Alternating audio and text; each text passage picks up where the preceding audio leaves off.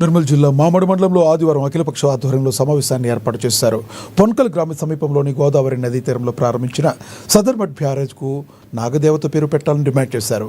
దీనికి పి నర్సారెడ్డి పేరు పెట్టారని, ఆయనకు మండలానికి ఎటువంటి సంబంధం లేదన్నారు.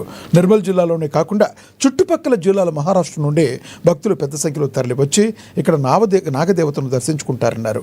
అందుకే బ్యారేజ్కు నాగదేవత నామకరణం చేయాలని తీర్మానం చేశారు. పేరు మార్పు గురించి ప్రజాప్రతినిధులకు, కలెక్టర్కు, ఉన్నతాధికారులకు వినతి పత్రాన్ని అందజేస్తామని తెలిపారు.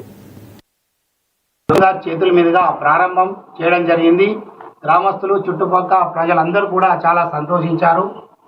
కాకపోతే మాది అందరి యొక్క నిర్ణయం ఏంటంటే, ఆ బ్యారేజ్లో పురాతన ప్రసిద్ధిగాంచినటువంటి నాగదేవత ఆలయం ముంపునకు గురైంది.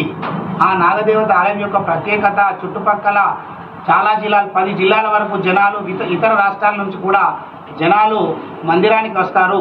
ఆ పురాతన ఆలయాన్ని ముంపునకు గురైంది కాబట్టి మా అఖిలపక్షం అందరం కలిసి ఏకగ్రీవంగా ఆ సదర్మట్ బ్యారేజ్కు పొన్కల్ నాగదేవత బ్యారేజ్ అని నామకరణం చేస్తే బాగుంటుందని అందరం కలిసి ఏకగ్రీవంగా నిర్ణయం చేయడం జరిగింది.